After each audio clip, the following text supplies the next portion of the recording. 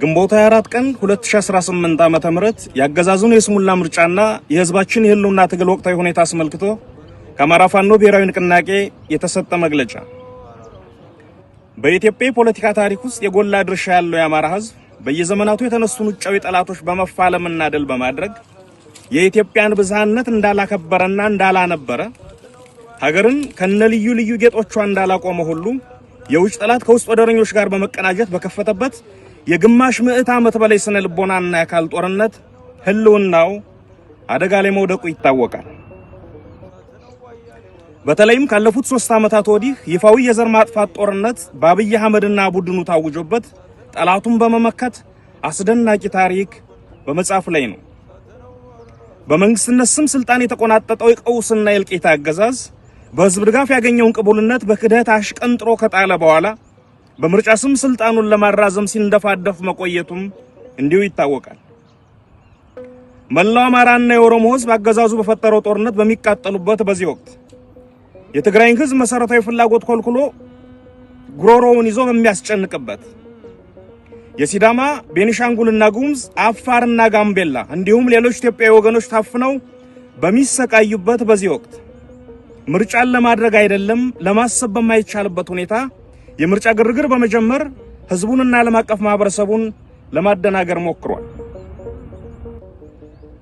ይህንንም በመረዳት ድርጅታችን የአማራ ፋኖ ብሔራዊ ንቅናቄ መጋቢት 6 ቀን 2018 ዓ.ም በብልጽግና የደም ድግስ ላይ የማይናወጽ አቋም ያለው መሆኑን ከማሳወቁም ባሻገር አገዛዙ ተጨማሪ የእልቂት ዘመንን የሚያዋልድበት ፖለቲካዊ ክንውን እንዳይኖር የተደራጀ ስራ ሲሰራ ቆይቷል። በዚህም መላው ህዝብ በነቂስ በመውጣት ምርጫ የሚባል ነገር እንደሌለ ከምርጫ በፊት ያገዛዙ ሰራዊት በህዝብ ላይ የከፈተውን ወረራና የዘር ማጥፋት ጦርነት እንዲያቆም ጠይቋል።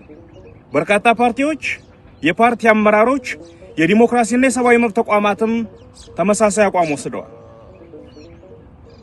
በተለያዩ ቦታዎች ይደረጉ የነበሩ የምርጫ አስፈጻሚዎች፣ የታዛቢዎች፣ የምርጫ ቦርድ ሰዎች ከምርጫ ጋር የተያዙ እንቅስቃሴዎችና የምርጫ ቁሳቁሶች እንቅስቃሴም መካሄድ ሳይችል ቀርቷል። ይህ ይሳካ ዘንድም ድርጅታችን አፋብን የአብይ አህመድ አገዛዝ ይህንን የስሙላ ምርጫ ለማካሄድ የፈለገው ለዲሞክራሲ ስርዓት ግንባታ ሳይሆን በህዝባችን ላይ ለሚፈጸመው የጅምላ ጭፍጨፋና ማፈናቀል የመግደያ ሰርቲፊኬት ለማግኘት መሆኑን በዚህ የደም ድግስ ላይ የሚሳተፉ አካላት ሁሉ ከአገዛዙ ጋር እኩል ተጠያቂ እንደሆኑና ንቅናቄያችንም አስፈላጊውን እርምጃ እንደሚወስድ አስቀድሞ ማሳወቁ ትልቅ አስተዋጽኦ ነበር።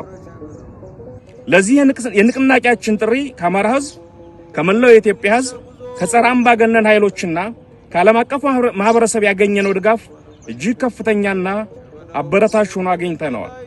ይህ ለትግላችን የታየው አጋርነት አገዛዙ በብቸኝነት ተገሎ ለመውደቅ መቃረቡን የሚያሳይ ትልቅ ማሳያ ነው። ዛሬ ላይ አገዛዙን ምርጫ ተጠቅሞ ለማግኘት ያለመውን የመግደያ ሰርቲፊኬትና ዓለም አቀፍ ቅቡልነት በህዝባችንና በሰራዊታችን ብርቱ ተጋድሎ የመግደያ ሰርቲፊኬቱን ቀዳደን የፈለገውን ፍቃድ እንዳያገኝ ማድረጋችንን በሙሉ ልብና በኩራት ለህዝባችን እናበስራለን። ምርጫ ተብዬ አገዛዙ ድራማ ሙሉ በሙሉ ከሽፏል። የህዝባችን ነቅቶ መጠበቅና የፋኖ ብርቱ ክንድ አገዛዙ ያቀደውን የፖለቲካ ትርፍ መናስ ቀርቶታል። በህዝባችን ጽኑ ተጋድሎና በፋኖ ክንድ ጥንካሬ አገዛዙ የፈለገውን የፖለቲካ ቅቡልነት ሳያገኝ ቀርቶ ከፀሐይ በታች ርቃኑን አቁመነዋል። አብይ አህመድ ይህንን ምርጫ ተጠቅሞ በዓለም ፊት ተመርጫለሁ የሚል የሐሰት ካባ ለመልበስ የነበረው ተስፋ በኗል። ይህ ድል የትግላችንን የበላይነት ያረጋገጠ ሆኗል።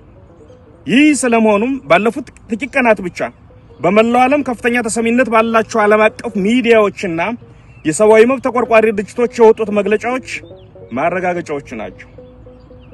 የተከናወነው የምርጫ ቲያትር እጅግ አስቂኝና ለወደፊቱ ትውልድ የፖለቲካ ውድቀትና የስሙላ ምርጫ ምን እንደሚመስል ለማስተማሪያነት የሚያገለግል ተጨማሪ ክስተት ሆኖ ያልፏል። ድምጽ መስጠቱም ሆነ ውጤቱ አስቀድሞ በቤተ መንግስት ተጠናቆ የቀረበ መሆኑን ህዝብ ብቻ ሳይሆን ያገዛዙ ካድሬዎች እንኳን ሳይቀሩ በሚገባ እንዲረዱት ተደርጓል።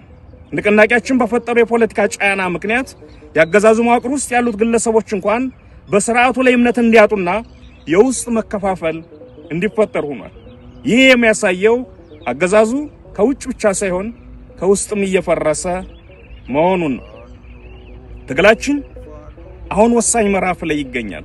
አምባገነኑና ደመጣጩን አገዛዝ ለአንዴና ለመጨረሻ ጊዜ ከመንበሩ አስወግደን የህዝባችንን ህልውና ዋስትና የምናረጋግጥበት ጊዜ ቀርቧል።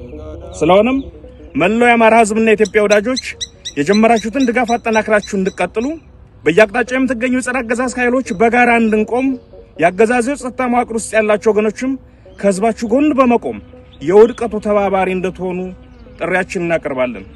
በመጨረሻም ከግንቦት 21 ቀን 2018 ዓ.ም ጀምሮ ተፈጻሚ የተደረገው የተሽከርካሪ እንቅስቃሴ ገደብና የጥንቃቄ መመሪያ በመጠናቀቁ ከነገ ግንቦት 25 ቀን 2018 ዓ.ም ጀምሮ መደበኛ እንቅስቃሴዎች እንዲቀጥሉ የተፈቀደ መሆኑን እናሳውቃለን።